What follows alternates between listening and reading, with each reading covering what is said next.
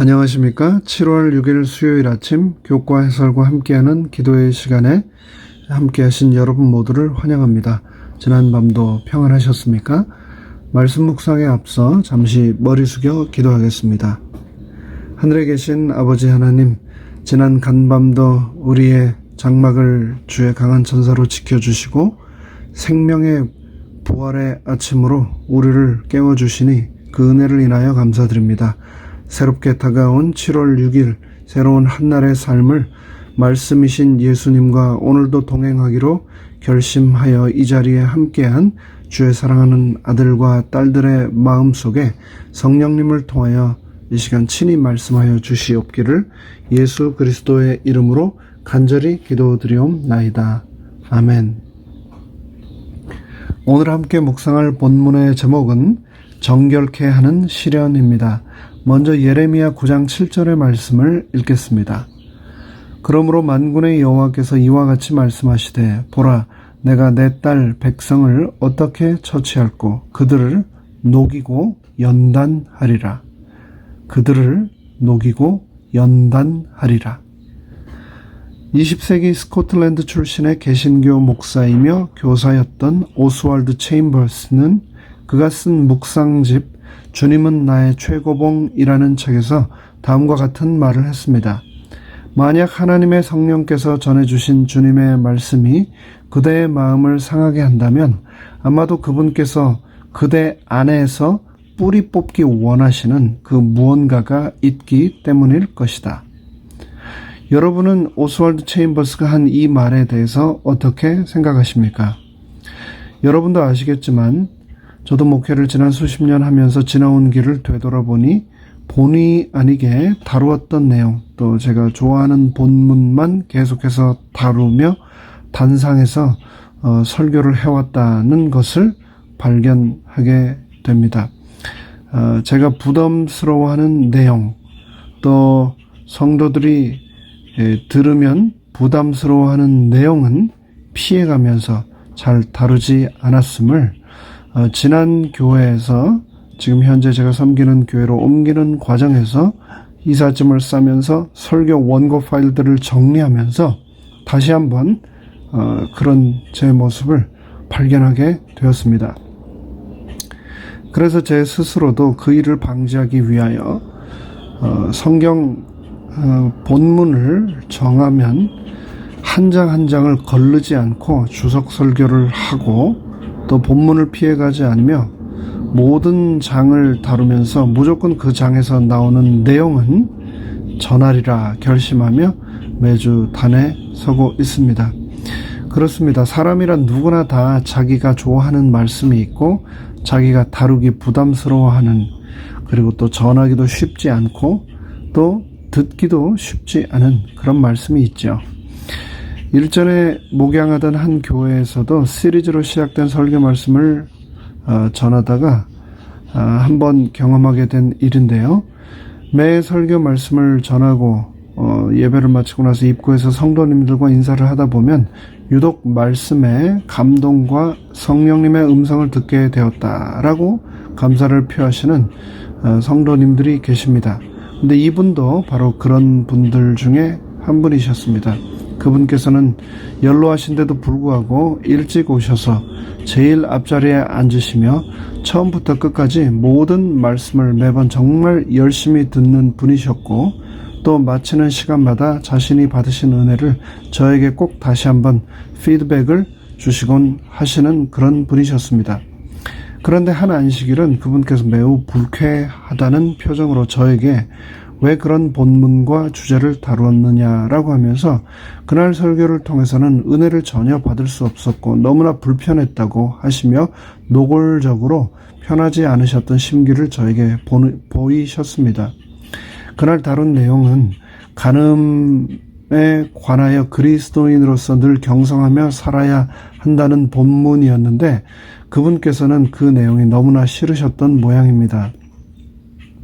나중에 알고 보니 지금은 고인이 되신 그분께서 젊었던 시절 교직에 계셨는데 그러면서 아마도 그날 말씀을 드렸던 설교 내용 부분에서 실족을 하셨던 모양입니다.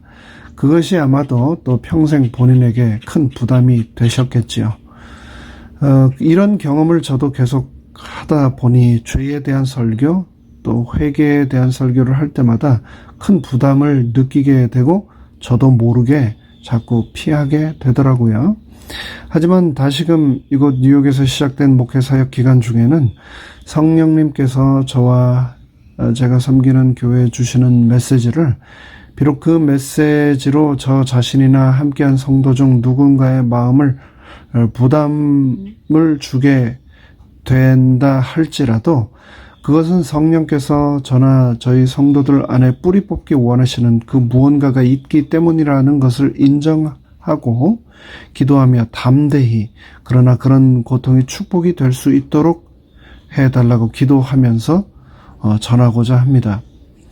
우리는 날마다 안식일에 설교 단상에서 흘러나오는 설교 말씀뿐 아니라 기독교 TV 방송, 또 설교 라디오 채널, 유튜브와 그 외 수많은 매체를 통하여 실로 말씀의 홍수의 시대를 살아가고 있습니다. 그런데 이런 환경이 어쩌면 우리로 하여금 말씀의 편식을 더욱 부추기고 있는 것 아닌지 모르겠습니다. 소위 말하는 축복의 신학. 하나님을 믿음으로 우리는 이 세상에서 축복을 풍성히 받아 부족함 없는 풍성한 삶을 살 것이라는, 그래서 우리가 혹 궁핍하거나 힘들게 되거나 삶이 곤궁해지거나 시련 가운데 있게 되면 그것은 믿음의 부족, 불신의 결과라는 오해를 하도록 수많은 설교들이 우리의 신앙을 조장하고 있습니다. 하지만 하나님께서는 나의 삶에 일어나는 모든 경험들을 결코 단 하나도 허지로 돌아가게 하지 않으시며 그 모든 것들을 통하여 선으로 인도하신다는 것을 우리는 믿어야 합니다. 이 사실에 대하여 예레미야 선지자는 자신의 책 9장에서 다음과 같이 말하고 있습니다. 7절로 16절의 본문을 현대인의 성경 번역본으로 읽어드리겠습니다. 그러므로 전능하신 여호와께서 말씀하신다. 보라, 내가 내 백성을 시련의 도가니에 넣어 금속처럼 연단하고 시험하겠다. 이 밖에 내가 달리 무엇을 할 수 있겠느냐? 그들의 혀는 사람을 죽이는 화살과 같다.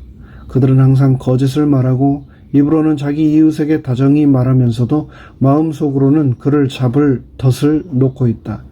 내가 이런 일을 보고도 그들을 벌하지 않겠느냐? 내가 어찌 이런 나라에 보복하지 않겠느냐? 내가 산들을 위해 울고 부르짖으며 광야의 목장을 위해 슬퍼할 것이니 그것들이 황폐함으로 지나다니는 자가 없고 가축의 소리가 들리지 않으며 공중의 새와 짐승이 다 도망가고 없어졌기 때문이다. 여호와께서 말씀하신다. 내가 예루살렘을 폐허의 무더기로 만들며 이리의 소굴이 되게 하고 유다 성들로 황폐하게 하여 사람이 살지 않게 하겠다. 지혜로워서 이 일을 깨달을 만한 자가 누구인가? 여호와의 말씀을 받아서 그것을 선포할 자가 누구인가? 어떻게 하다가 이 땅이 멸망하여 사막처럼 황폐해져서 지나다니는 자가 없게 되었는가? 여호와께서 말씀하셨다. 이것은 내 백성들이 내가 준 법을 저버리고 나에게 복종하지 않으며 내 말대로 행하지 않고 오히려 그 마음의 악한 고집을 따라 그들의 조상들이 가르친 바알 우상들을 섬겼기 때문이다. 그러므로 전능한 여호와 이스라엘의 하나님 내가 말한다. 보라, 내가 이 백성에게 쑥을 먹이며 동물을 마시게 하고 그들과 그 조상들이 알지 못하던 나라로 그들을 흩어버리며 그들을 전멸시킬 때까지 칼로 그들을 추격할 것이다. 하나님께서는 유다와 예루살렘을 녹이고 연단하신다라고 하셨습니다. 하나님께서 그렇게 하시는 이유는 무엇일까요? 하나님께서 하시는 연단과 시험에는 단순한 행동이 수반됩니다. 이러한 연단과 시험이 고난으로 느껴지는 데는 세 가지 이유가 있다고 교과의 저자는 말합니다. 첫째, 하나님께서 우리가 처한 상황을 통해 우리의 죄를 주목하게 하실 때 우리는 고통을 느끼고요. 예레미야는 앞서 풀무불을 맹렬히 불면 그 불의 납이 살라져서 단련하는 자의 일이 헛되게 된다라고 말하면서 이러한 상황을 설명하고 있습니다. 따라서 우리의 관심을 끌기 위해 때로는 단호한 행동이 필요할 때가 있는 것이죠. 둘째, 우리 앞에 명백히 드러난 죄로 인해 슬픔을 느낄 때 우리는 괴로움을 경험합니다. 그리고 셋째, 우리가 새로운 삶을 살려고 노력할 때 우리는 또 고통을 경험합니다. 이전에 우리 삶이 소중한 부분이었다고 여겼던 것들을 포기하기로 선택하는 것은 매우 불편하고 힘든 일입니다. 최근에 있었던 한국 뉴스 중 저의 주목을 끌었던 한 기사는 바로 2주 전 6월 21일 전라남도 고흥 우주센터에서 한국 고유 기술로 누리호라고 하는 비행 물체를 우주로 성공적으로 발사시켰다는 내용이었습니다. 이로써 한국은 미국, 일본, 러시아 등과 함께 세계 7번째로 무게 1톤 이상의 인공위성과 우주선을 자력으로 쏘아 올린 나라가 되었습니다. 이 프로젝트를 위해서 무려 1조 9,572억 원과 함께 수많은 연구 인원들이 동원되었으며 발사가 성공하기까지 전 국민이 숨을 죽이고 이 모든 순간을 바라보았죠. 그런데 지상에서 고도 700km까지 올라가는 게 왜 이토록 힘이 든 것일까요? 이 일을 왜 고작 전 세계에 240여 개가 넘는 수많은 나라들 중에서 겨우 한국을 포함한 7개 나라밖에 성공해내지 못했을까요? 그것은 우리가 잘 아는 바로 중력 때문입니다.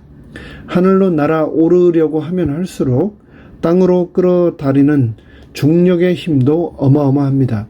그런데 하나님의 뜻대로 살려고 우리가 노력하면 할수록 그런 죄된 자를 사망으로 끌어들이려는 죄의 중력도 어마어마하다는 것을 우리는 기억해야 합니다.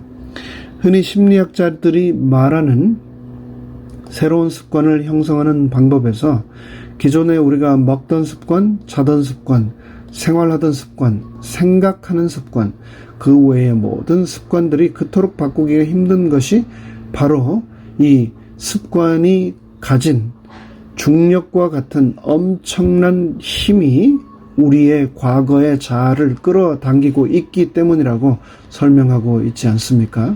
그러나 그런 연단의 시간을 하나님께서는 결코 소비하거나 낭비하지 않으시며 우리를 2주 전 저 우주로 비행하도록 만들었던 누리호처럼 우리를 정결케 하셔서 죄로부터 자유롭게 하실 것입니다.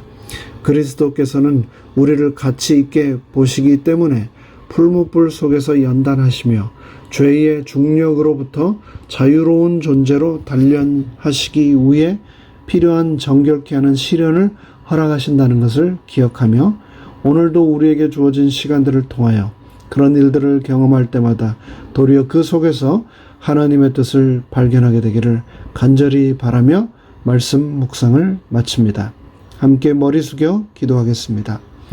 하늘에 계신 하나님 아버지, 그 먼 옛날 예레미야 선지자를 통하여 자신의 백성을 시련의 도가니 속에 넣어 금속처럼 연단하고 시험하겠다 하셨던 그 하나님의 사랑이 오늘의 삶을 통하여 나의 삶 속에도 여전히 강력하게 임재하고 계심을 우리가 잊지 않게 하여 주시옵소서.